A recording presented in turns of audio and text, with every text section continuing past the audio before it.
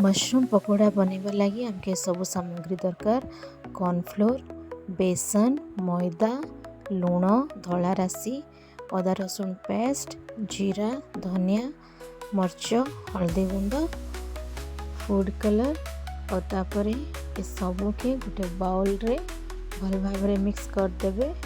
तापर टिके पानी नहीं ताकि गोटे भल पेस्ट बनईदेवे और किसी मिर्चिंगा पत्र देकिना रखि छतु के आपण एंता ताकि भल किना मिक्स करदेवे।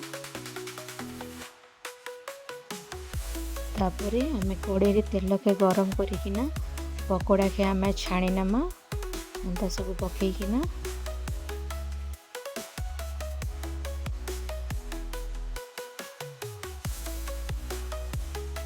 पकोड़ा के एथर ओल्टेकिना नेक्स्ट साइड रे भी एंता छाणी नमा।